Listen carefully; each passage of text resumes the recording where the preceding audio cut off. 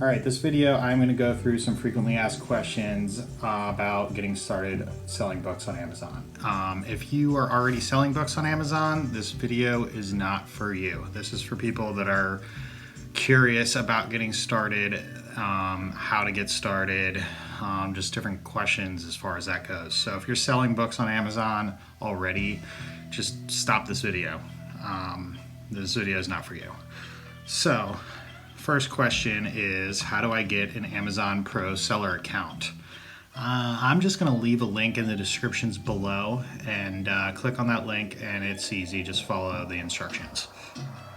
Second question, how do I start? Basically, you just need to get an Amazon Pro seller account, and then you need to get ScoutIQ, and then I'll leave a link for that below in the descriptions as well. And just go to thrift stores, go to book sales, anywhere where you can find used books for cheap, and scan everything. Collect as much inventory as you can. Send it into Amazon and FBA if you're going to do FBA. That's what I do. Or you can do merchant fulfilled. That's not what I do. But whatever you want to do, however you want to do it. But just to get as much inventory as you can, and just get it all active, and you will get sales. Price competitively, and you will get sales. So, ScoutIQ gives a 2-week free trial. Click the link below if you want to try it out. How much is all that after the 2 weeks for free is another question. The live mode for ScoutIQ is $14 a month. Amazon Pro Seller account is $39.99. So you're looking at $54 a month. Just in software and ScoutIQ and the seller app. All right. Do you do all the shipping to individual buyers or bulk to Amazon? I send everything to Amazon, have them fulfill orders. It's a lot easier. They take more per book, but you don't have to deal with the headache of shipping out a bunch of different orders.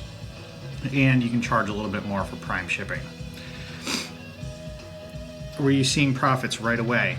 No, it takes a little while. Inbound shipping and all the fees kill you at first. You're in the negatives for a while. Eventually it will catch up and your sales will outweigh all those fees. But at first it takes a little bit, and it can be frustrating to see it takes a little while to get some of your money back, but just keep feeding Amazon and you will see returns. Do you just go to thrift stores and scan every book you can get your hands on? No, I usually don't. I usually scan nonfiction, religious books, self-help, stuff like that. I usually don't bother with the fiction unless I have extra time.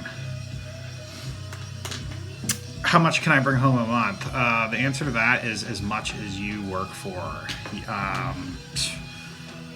The more work you put in, the more you get paid. There's no number for that. All right, moving along. Next question. What stores do you find your best books? I do pretty good in a Goodwill, any thrift store. I do great at library book sales as well. But thrift stores is the best. You get a lot of books. Yard sales too, but those can be a pain because you're driving to a ton of different locations to potentially only see a couple books at a time. Book sales and thrift stores are the best places. Is it expensive to get started? No, not really. It's very cheap to get started in this business. You can set aside $100 for books, and $300, $400, and you're good. When you mail in books to FBA, do you use bubble wrap or anything to ensure the books don't move around in the box? Yes, you need to do that. You do not want to shake the box and hear books moving around, and books can get damaged before they get to Amazon. You don't want that.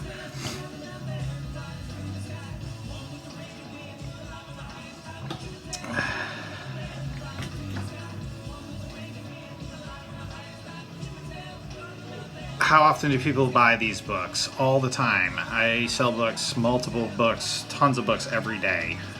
The more inventory you have, the more books you sell. people buy lots of books. A lot of people think that people don't buy books anymore. That's not true. What scanner do I use? I use an Opticon 2006. It is one of the better scanners to use. It's pretty expensive. You can get an yo-yo for about $40. For beginners, I would recommend going that route just to save a couple dollars until you can work your way up to one of these. I mean, the yo-yo gets the job done. You really don't need one of these. They're faster, they're great for book sales, but if you're just getting started, I would recommend just finding a $40 scanner that works. I have a couple of the yo-yo minis that I give to people that scout books for me, and they work fine.